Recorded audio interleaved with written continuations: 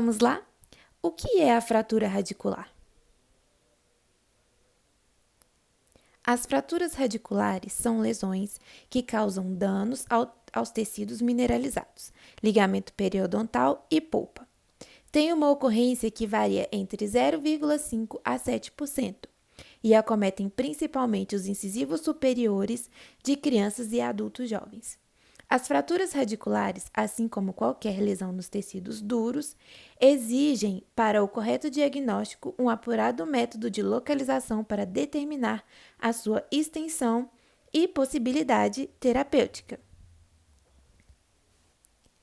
Esse processo de diagnóstico deve incluir alguns itens, como avaliação completa do histórico do caso, exame clínico e uma avaliação da estrutura dentária e óssea. Para tanto, se faz necessário o apoio de uma técnica radiográfica adequada, já que muitas vezes, devido à inclinação da fratura ou deslocamento dos fragmentos, a sua localização é conseguida após aquisições radiográficas com diferentes angulações.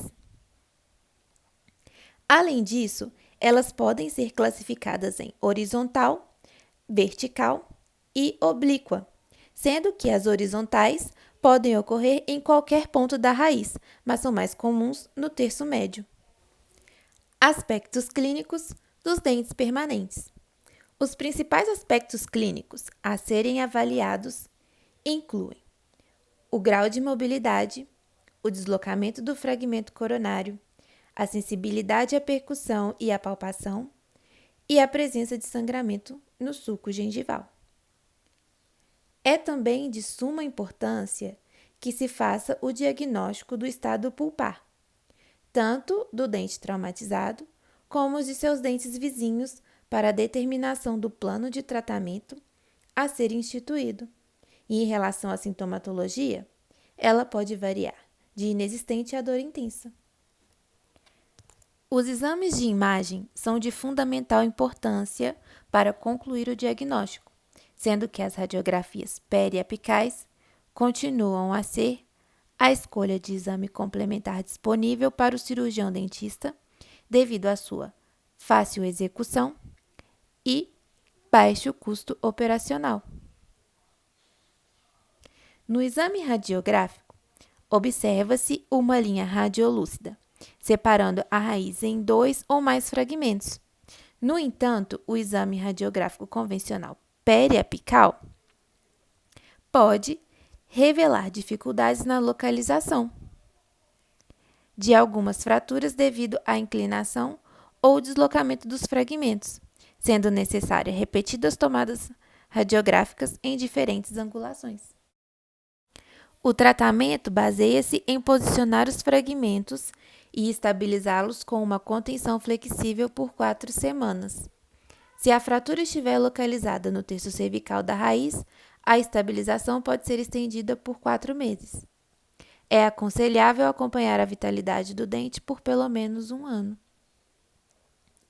Caso ocorra necrose pulpar, o tratamento endodôntico está indicado até a linha de fratura para a preservação e manutenção do dente em boca. O acompanhamento deve ser feito inicialmente após 4 semanas, com a remoção da contenção e exame clínico e radiográfico do dente traumatizado. Em seguida, após 6 a 8 semanas, repetir com a remoção da contenção em caso de fratura no terço cervical. E, depois, acompanhamento clínico e radiográfico por 6 meses até 1 ano e 5 anos. Quando falamos em prognóstico nas fraturas radiculares, existem 3 pontos que são fundamentais no prognóstico de sucesso do tratamento para dentes com raízes fraturadas. O primeiro deles é a localização da fratura, o segundo é a extensão da fratura e, por último, o grupo de dentes atingidos.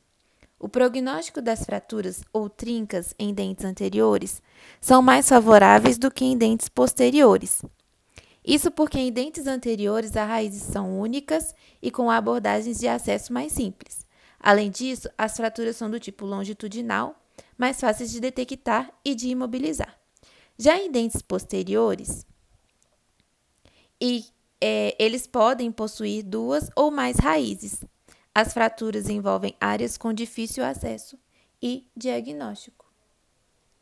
Falando um pouco agora sobre a fratura radicular nos dentes descidos, é importante ressaltarmos que os traumatismos em dentes descidos são comuns de ocorrer, sendo seu primeiro episódio normalmente nas crianças quando elas estão aprendendo a andar. Nos aspectos clínicos e radiográficos, quando observamos radiograficamente que os fragmentos estão separados, vemos uma linha radiolúcida nas radiografias. No entanto, a imagem de uma fratura radicular de um dente descido pode apresentar sobreposta a uma imagem do dente permanente sucessor. O tratamento vai depender da avaliação clínica e radiográfica. Algumas alternativas de tratamento são esplintagem com fio de aço e resina composta se o fragmento coronal não está deslocado, se a raiz está completa e o paciente for cooperador. A extração apenas da coroa deve ser o tratamento de escolha se o fragmento coronal se encontra deslocado, já que o fragmento apical sofrerá reabsorção fisiológica. E por último, o prognóstico. O acompanhamento pós-traumático deverá ser realizado através de exames clínicos e radiográficos, de acordo com cada caso.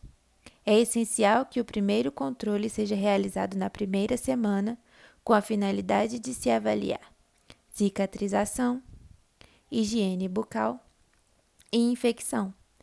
A frequência das reavaliações vai depender do tipo de injúria e da idade da criança.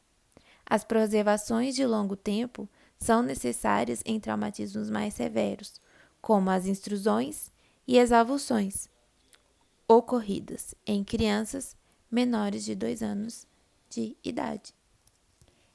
E é isso. Muito obrigada, pessoal, por acompanhar o nosso vídeo. Fim e um beijo!